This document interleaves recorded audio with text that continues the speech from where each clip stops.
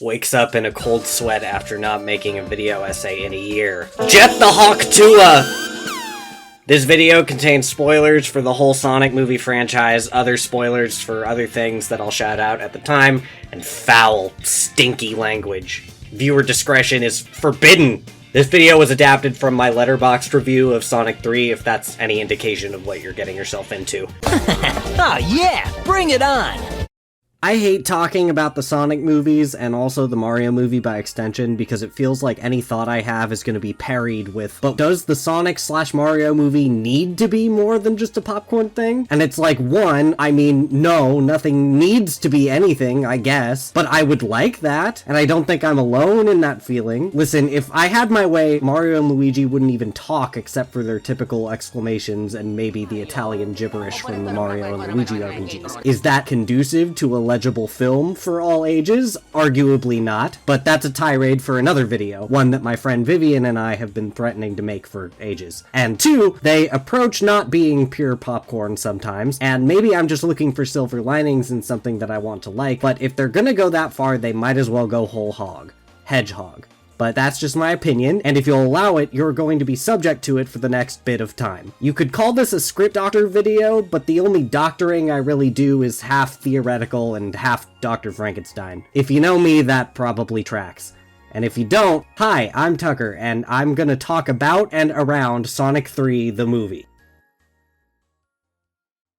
But first I have to talk about the first two Sonic movies for a sec. In a nutshell, the first one made me groan and felt like it wasn't changed much from the very cynical-looking original version of the movie, probably because it wasn't. I imagine the labor of reanimating the central character was enough of an expensive hassle that they didn't change much else. But maybe they did. I'm not gonna research it for this, but maybe there's some behind-the-scenes stuff we can talk about in the comments. The second movie generally felt a lot bolder and weirder and more interested in character and overall more like a Sonic movie. I don't really have it in me to deconstruct what a Sonic movie should feel like, but I suppose that's what I'm doing with the alternatives I pose in this video. And I haven't seen the Knuckles show all the way through beyond various clips, but it mostly feels like a backslide from the improvements I perceived in 2, and generally doesn't live up to its potential at all. There's a part in it where Knuckles is declared honorarily Jewish that I think is a little funny, but requires unpacking that I'm definitely not the right person to perform. My people were killed by a race of giant owls. Our tribe has been through some tough times too. He's basically On that note, here's the obligatory part of this video where I tell you to go watch another, better video. Hana Hyperfixates did a deep dive into all three of these movies and talks about some things I'm gonna springboard off of. So if you've made it this far, go watch that video and then come back to me for some more.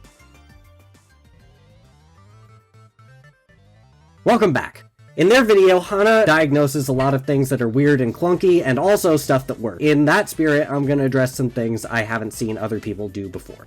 These movies, and particularly the third one, hold so sacred the bond between a designated funny CG animated Blorbo and their corresponding live-action character as to approach a fact of nature. Please wake up! Wake up, wake up, wake up, come on! Wake up, wake up, wake up, wake up! Maria. What did you do? Of course, why wouldn't these people want a superpowered CG animal to be their best friend? Wouldn't you? And I would. I won't pretend like I wouldn't. But I think a lot of Sonic media lately, particularly these movies from that lens I described and Forces in general, wants you to covet him and his life so much. And it's like, what if I want to know his interior world? It's an avenue you kind of can't avoid going down at least a little in the medium of cinema. But in these movies, so much, not all, but a lot of that interior world consists of, I love my new human cop daddy so much. Don't you wish you were him? It's selfish in a way. What if I want Sonic for Sonic's own sake instead of what Sonic can do for me and my escapist fantasy? Of course, I can't say I'd treat him right instead. Contrary to some portion of the Sonic fandom's beliefs, there isn't a central authority on who could do right or wrong by the Sonic IP. And when I draw attention to the fact that it is an IP, I also know that it's more than that. I made a whole cartoon about my philosophy on this. Back to the finer points of CGI animal and corresponding live-action person dynamics, though, I do think that in the context of the subgenre these movies belong to, you could read Shadow and Maria's story as at least a approaching something interesting. Maria and Shadow as a counterpoint to Tom and Sonic was a good idea. Ultimately, I don't think the foundation of Tom and Sonic was quite strong enough to hold that up despite 2 movies worth of development, which is why I feel compelled to cast them against the greater pantheon of milquetoast live-action protagonists and their computer-animated Blorbo wards. I did like how they tried to give Maria more of a personality here compared to what we see in the games. When I said that, my friend got really mad at me for implying Maria didn't have a personality before, and I'm not super caught up on Sonic Adventure 2 or Sonic in general, including Generations X Shadow, so there's probably nuance to her that I'm missing there. But the decision to make her in Shadow like the fucking Sweet Life of Zack and Cody, but in space, 1, made a lot of sense for both the tone of the adaptation, and when you think about it as a piece of kids media responding to a legacy of other kids media, and 2, sort of connects to what I was saying earlier about CG talking Blorbo tropes. Sonic was kind of like if Alvin and the Chipmunks had superpowers, and Shadow is kind of like if Alf had superpowers, and a gun and a motorcycle. I do mostly think these things were happy accidents that just happened to align with my silly little reading of the film rather than choices by the filmmakers. No shade to Jeff Fowler. Here's what I do know, though. I was helping my friend move in January, and me and some of their friends who I had just met that day started talking about Sonic 3. Someone said, I can guess how this movie ends because I played Sonic Adventure 2. And I was basically like, it was sort of like if Sonic Adventure 2 was a Sour Patch Kid, and then they made that Sour Patch Kid into a movie. There's a minutes-long Ivo and Gerald Robotnik laser dance scene. I love cheesiness in movies, and I'm capable of watching something and meeting it at its own level, but the plastic of everything, I could feel its film on my teeth, taste the particles that aren't ever supposed to die on my tongue. It felt simultaneously reverent of the subject matter and also like it was farting in its face. And it's at this point that I need you to put aside any misgivings you may have still had that I was a smart and sufferable and good person, dear viewer, because I then forced everyone in the room to watch a South Park clip that sort of corresponded with the point I was getting at. In the episode, Stan can't stop seeing all the new movie trailers as literal shit-spewing farces of themselves. Do I feel quite that strongly about Sonic the Movie 3? No. But do I find it a little interesting that Jim Carrey was also in that South Park clip? I kinda do. Dude, you said you wouldn't say everything looks like shit. Sorry if I see things for what they are. Okay, I'm sorry. This November, it's Adam Sandler in Rated Argh for Pirates. You. That is pretty good. How can you say that looks good? So I did pog during the amphibia-ass space battle one-ish shot sequence with Supersonic and Shadow versus all the very Omega-looking robots. Amphibia spoilers ahead. Of course, I also pogged when they did the funny pose in front of the moon. That was engineered in a lab to make my core demographic pog and come away with a nicer impression of a movie that was mostly structurally dubious. Me lampshading that doesn't mean I'm immune to it. This is something I had to remind myself of constantly in the aftermath of this movie. I'm not above nostalgia. On some level, I do think my dinky little YouTube video and the ideas therein stack up to the movie film in theaters we received. Is that hubris? Well, that's not up to me. Why am I compelled to interrogate my reasoning so much for wanting to talk about the Sonic movie? Is it because deep down I don't think anything I have to say is valid? Oh no, it's the rejection-sensitive dysphoria Goomba again. Excelsior, content consumers. That's from the We Should Get to Live Forever video, remember? I thought that one was pretty good. Maybe I'll do a follow-up, who knows? Ah, he's activating my shame glands. But wait a minute, he's in the wrong IP. You have no dominion here. This is a Sonic video, you old chestnut. Okay, we can be less afraid of embracing nostalgia now. Yeah, I pogged when Maria played the Live and Learn riff on her guitar in the beginning. That was actually really beautiful. When Gerald got unceremoniously bug-zapped dead, I think that was my favorite part in the whole movie, honestly. I wanted to say I wish they capitalized on the Gerald taking advantage of Eggman's stuff more, but that was a pretty huge part of the running time. I think what I mean more so is that I wish the Ivo and Gerald stuff didn't feel like it was there to get Jim Carrey more in the movie first, and do semi-interesting character stuff second. I don't have anything against Jim Carrey. Well, I have something against his anti-vaxxerness for sure. And honestly, I also just don't find him extremely funny in these movies. I'm sorry. He has his moments, of course, but I find more that make me roll my eyes. Here's a little compilation. Are you in charge here? Yes, I am. Wrong. I'm in charge. Is Me. Major I'm in charge. You see, Earth is my turf, G. If you don't know how to floss, you'll be lost without me. Fungi into a functional drink of choice. Mushroom coffee. With limited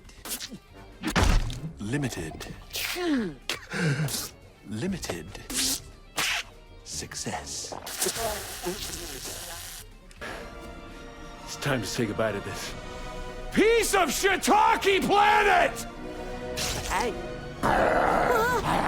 Gross! Is he licking it? It's been on my vision board for years.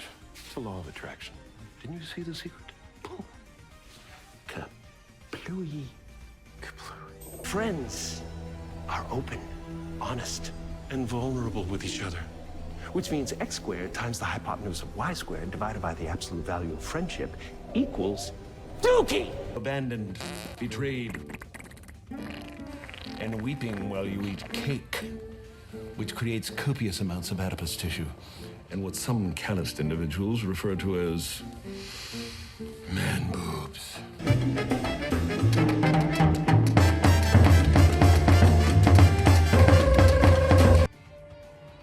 Don't believe it, don't you? It's impossible. Is it? It couldn't be. Couldn't it? Are you? Oh, a nano fist. I haven't seen that since I hate-watched Green Lantern in 2011. I was saving it for Comic-Con, but now there won't be a Comic-Con!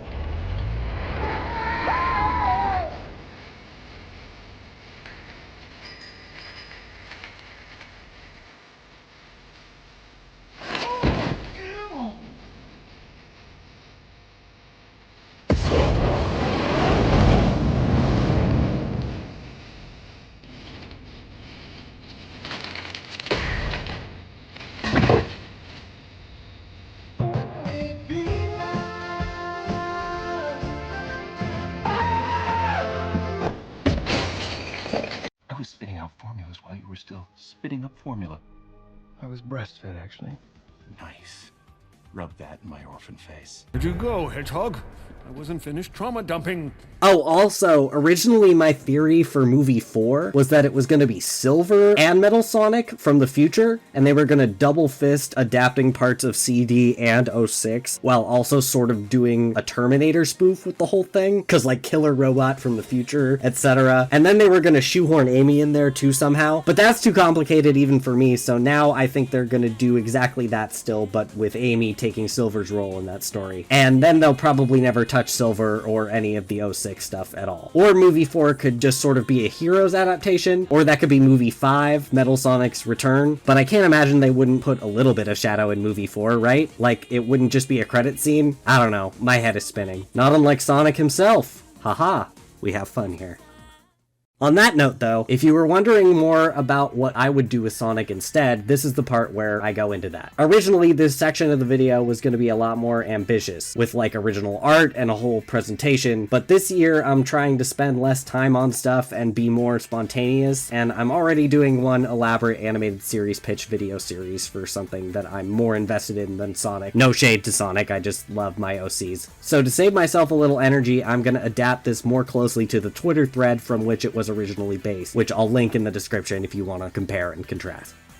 The Sonic movies have only strengthened a pretty easy to see through line between Sonic and Dragon Ball. It's always been there, and it probably always will be there. In terms of where I think Sonic should go, I think a worthwhile direction would be to embrace the connection to Dragon Ball it's always had, and just give it an animated series inspired by Dragon Ball and other shonen anime. And yeah, in a way, Sonic X was just that already. I like Sonic X. I do prefer Chris Thorndike to Tom Wachowski, in spite of both their many flaws. Basically, this is an alternative to Sonic X that draws more from the classic era. Talking about a prospective Sonic animated series would be remiss without acknowledging Daniel Barnes's pitched materials. It's the GOAT, and what I propose in this video isn't all too different from that. I'd recommend chewing on Daniel's pitch before my own, because like Hannah's video, what I'm doing here is mostly just yes-anding ideas that Daniel pioneered. So do that. If I had my own show with its own direction, it would be more like the OVA / inspired more by the classic stuff than anything, at least at first. It would basically just look like the Sonic Origins trailer. With how much Sonic Team has been pushing the envelope on their animated tie-ins, I'm sure they'll do it again, and my opinion here will change. I remember thinking the animated stuff for Sonic Mania was the best stuff like that was ever going to get in my eyes, and then the Sonic Origins stuff dropped and I kind of went, never mind. With the absence of my own art in this video as a visual reference, all I can do is ask you to imagine the Sonic Mania animated stuff, the Sonic Origins animated stuff, the OVA, the Shadow Generation Start Beginning shorts, and the Sonic Dream Team trailer animation all put in a blender and then slanted toward the classic and Dreamcast eras more than anything else. The show would be serialized about as much as Adventure Time, Amphibia, Steven Universe, etc. Sonic, Tails, Amy, and Eggman would know each other from the start, with how they met flashback episodes for each of them. Knuckles and Shadow and everyone else would come later in ways I'll explain. I flip-flop on agreeing with Daniel that we'd need sort of a newcomer perspective character to ground the audience. I kind of think Amy, Tails, or even Sonic could fulfill those roles depending on the circumstances. Versions of this show idea in my head have Blaze in that role. She's stranded in Sonic's world from another dimension and joins the initial group of Sonic, Tails, and Amy before they meet Knuckles, which sounds a little funky, but bear with me. She could be the blank slate, and she could also lead to Rush and Rush Adventure adaptations in the future, because I think those games have neat stuff in them. I think Sonic and Friends have the potential and precedent for some real emotional depth developed over a series of episodes. The movies as a series are scratching the surface of this as far as Sonic is concerned, but I want more and different and also for everyone else too. Like in my show, the flashback episode for Tails would be sad and cute and like not only actually chew on Tails' character, but give you more stuff to chew on later for him too. Everyone in the show would get that. Everyone would have their own stuff going on. It would be a fun action comedy show with good character stuff as the anchor. Less sitcom-y than Boom, also a pretty different setting, which I'll get to soon. I think the tone would be somewhere between OKKO and Rise of the Teenage Mutant Ninja Turtles with some Steven Universe tier sincerity and emotional intelligence. Side note, the part in Sonic Movie 2 where Sonic has his sit-down heart-to-heart with Knuckles, and the part in Movie 3 where he has one with Shadow, both very Steven Universe-like. There were also a few times Sonic tried to appeal to Knuckles and Shadow in those movies that made me think, damn Sonic, that felt like something Steven might say. Did your pain eventually go away? No. How did you stop hurting? I didn't. Plot-wise, broad strokes are as follows. The plots of the first two games play out loosely throughout the first half of Season 1A. Sonic and Knuckles' rivalry and Knuckles' redemption arc is the second half of Season 1A. Metal Sonic /CD is Season 1B, and Shadow is Season 2. This is the main plot thrust of the seasons in terms of serialization, but there'd be plenty of standalone stuff too. Gotta get Chaotix in there, and Team Hooligan, Big, Rouge, Gamma, and Cream too later on. And maybe a Sonic Hero Season 3, or Rush, or both. An important bit about the world this time is that it's post-apocalyptic, albeit still alive / thriving in some areas. I'm adventure timing Sonic. I think this makes sense given some environments in the OVA and classic games. It's either hyper-industrial, ruins overtaken by nature, or just nature. This is also part of why the Chaos Emeralds are called the Chaos Emeralds. They were partially responsible for plunging the world into its current chaos. I know the idea of there being anthropomorphic animals exclusively because of, like, atomic radiation could bother some people. I don't think they're fully due to the apocalypse, but basically the Chaos Emeralds accelerated non-human evolution. They started doing this a little pre-apocalypse too. The humans exploited this in secret to make Shadow, and it ended up going basically how it did in Sonic Adventure 2, except Gun isn't as active an organization in the present day of the show, though they increased their presence leading up to Shadow's introduction. There are still humans, by the way. Not that many, but they're not completely gone. Eggman is as significant a presence as ever. I don't think he's quite attained the metropolis he has in the OVA, but he definitely has those aspirations. I haven't fully worked out the circumstances of the apocalypse, but basically the planet, I guess it can be called Mobius, had been undergoing a technological revolution. Eggman was prominent in this, but not quite as central a figure as he wanted to be. He was, however, one of several industrialists who had a flagrant disregard for the natural world. Like Daniel's pitch, technology versus nature is a big theme here, elsewhere, but in this case it shaped the world into its current state. I'm not exactly sure how the Chaos Emeralds come to be in this world. Half of me says it was from some sort of mass mining operation that disrupted a hidden temple with them in it. Half of me says they've always existed, but the world governments had been hiding them until either said governments decided to reveal their existence to the world to advance probably largely environment disrupting world technology, or something leaked their existence to the public, possibly Eggman. Quickly, it became apparent that the Chaos Emeralds had pretty much godlike power. Worse and worse tech was made, wars were fought, Project Shadow happened sometime in there, and then society collapsed and was largely reclaimed by nature and the hyper-evolved wildlife. I think a lot of this tech was robots, and there was probably some kind of robot uprising in there somewhere. I don't think it was all Eggman, but he definitely took advantage of the situation, especially when things started getting bad. His philosophy was, I'll help end the world, but keep myself alive and save enough of my stuff to rule the new world, accelerationist style. And his present-day schemes are him trying to accomplish that, with much less industrial competition in the way and much more pesky hedgehogs. This also leaves room for different Eggman adaptations to surface. You could pretty easily just have things go like Sonic Adventure 2, or maybe Gerald is still alive and you incorporate the fun character stuff from movie 3. If I had my way, Agent Stone would be there. He's a much more compelling underling than Scratch and Grounder or the robots from Sonic Colors, and I'm not just saying that because of the gay stuff, but a lot of it is the gay stuff, yeah. And Lord knows I would triple down on that if I had the chance. That's my bread and butter. The toxic yaoi potential of guy who essentially survived the apocalypse with you is ripe. Pin yourself to the wall. Sonic's main character development arc throughout the first season would have to do with him learning to stop using his fast-paced lifestyle as an excuse to neglect personal connections and his own processing of emotions through friendship. And also, I think maybe his appreciation for the environment would deepen throughout the show. He wouldn't disregard it by any means, but I think Amy and Tails teach him to stop and smell the roses. Do you get it? Because he's fast! I think Tails is still a little inventor tech genius. I know some people are sick of this becoming his entire character, but I promise I would retain his little brotherliness and make that an equivalent trait, if not his preeminent one. I think Tails' backstory is that in the wake of the Chaos War, I've decided this is what I'm calling it because it sounds a little cool, no one would take him into their settlements because of his two little freak tails, so he sought refuge in an abandoned tech fortress. The scientist who inhabited it was basically a doomsday prepper who's long since died and left behind a bunch of stuff, or maybe it was Eggman or Gerald or someone connected to them. Tails lives alone in there and uses the still active security equipment to survive robots and raiders. He gets really good with machines but is incredibly sheltered. He meets Sonic on one of his rare trips outside. Sonic represents his desire for excitement and physical competency. Sonic saves his life a couple times and helps him complete the unfinished tornado using Badnik parts. Sonic hasn't spent this much sustained time with anyone before. He keeps thwarting his own attempts to just move on to the next thing like usual. It's the longest he's let himself keep a friend, and it shocks and kind of scares him how much he'd do anything for Tails. And Tails totally loves him back. It's sweet. That's one thing I think the OKKO Sonic crossover got super right about the Sonic and Tails dynamic. I want to pounce on that like a jungle cat.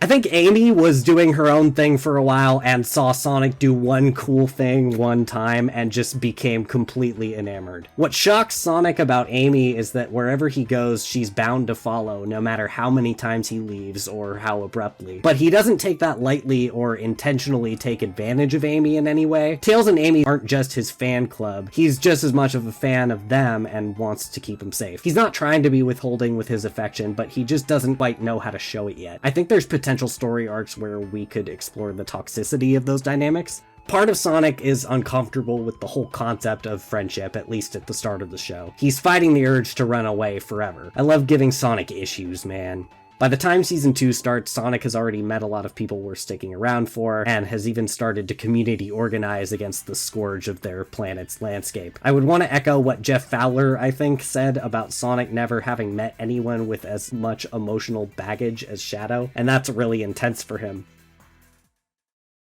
Anyway, that's about all I have on that. If you have any ideas for or criticisms of the show or anything else I say in this video, sound off in the comments. I'd love to get some good yes-anding going, because I think a lot of the Sonic fandom has gotten used to going no but, and I guess that's what a lot of this video was, but still, I tried.